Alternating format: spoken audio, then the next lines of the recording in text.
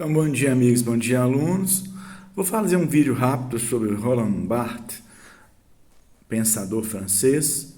Não digamos que podemos dizer que ele é um filósofo, mas ele é, ele é um teórico, ele fala de tudo, ele fala de fotografia, ele escrevia para jornal. Então, a história dele é a seguinte: ele é filho de uma família que o pai morreu na Primeira Guerra Mundial. Ele cresceu como um órfão e a maior parte da vida viveu em Paris com a mãe. E Barthes tinha uma saúde frágil, isso foi muito influenciou sua vida, acabou sendo curta depois da morte da mãe. Ele sofreu um acidente de trânsito e faleceu, deixou-se morrer, né? Ficou em depressão e morreu, era muito apegado à mãe. Ele não conseguiu entrar para ser professor devido a um exame de saúde que barrava, né? Professor universitário. Então ele passou a colaborar com jornais, ganhar a vida como jornalista. E daí saiu o primeiro livro, Mitologias.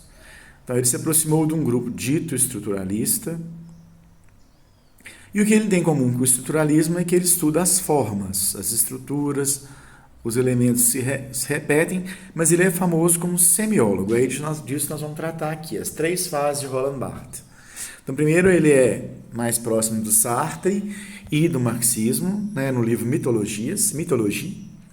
Esse livro ele amplia esse conceito de texto, né? O texto não é só o texto Balzac do Racine, que ele analisa o do Michelet, o do historiador Michelet, que ele analisa bem dentro da tradição francesa, ele amplia, então ele estuda o plástico, ele estuda um filme que está no cinema, um filme americano. Então eu lembro, por exemplo, nesse livro ele fala de um filme americano que trata dos marcianos, então tem muita cor vermelha, e que na verdade aquilo ali está tratando do movimento histórico que eles estão vivendo, que é a Guerra Fria e o conflito entre os Estados Unidos e a União Soviética, que é bastante ressonante, né, bastante forte dentro da França, que viveu a ocupação nazista e foi, em grande parte, libertada pelos comunistas, junto com uma frente, e não se tornou um país comunista. Então, assim, tinha um partido comunista legalizado, que era um dos maiores do Ocidente, e que acabou naufragando aí depois da crise do marxismo decorrente depois do 20º Congresso, em 56. Então, voltando aqui. Então, Barthes tem três fases. A primeira fase, próxima ao marxismo do Sartre, do existencialismo do Sartre, da fenomenologia. Depois ele parte para o estruturalismo e, finalmente, no final da vida, ele está bastante ele também não está falando tanto da semiologia, ele fala. Então, quando ele abandona o marxismo e a fenomenologia, ele escreve Os Elementos de Semiologia, um livro bastante técnico e afinado ao estruturalismo, que trata da circulação dos signos na vida social, elementos de semiologia, elementos de semiologia, lá se não me engano, ele é dos anos 60, no auge do estruturalismo. Depois tem Fragmentos de Discurso Amoroso, que é uma fase mais formalista, que ele está mais livre e tudo. Ele fala que cada livro que ele escrevia era uma tese. Então ele tem A Câmara Clara sobre fotografia, Fragmentos de Discurso Amoroso sobre o amor. Então, segundo o texto da Susan Sontag, ele é um cara que só no final da vida que ele passou a assumir seu próprio corpo e tudo, né?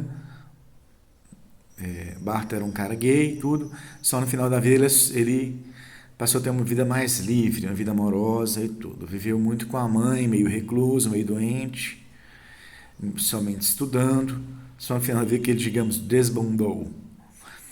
Aí o Fragmentos do Discurso Amoroso é muito interessante, tem até um filme. No final da vida ele foi citado por Pasolini, ali nos 100 anos de Sodoma, um ensaio de Sade, sobre Sade, Fourier e Loyola.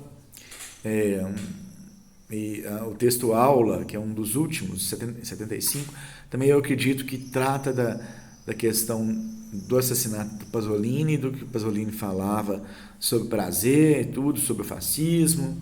Isso ainda está presente ali, sabe?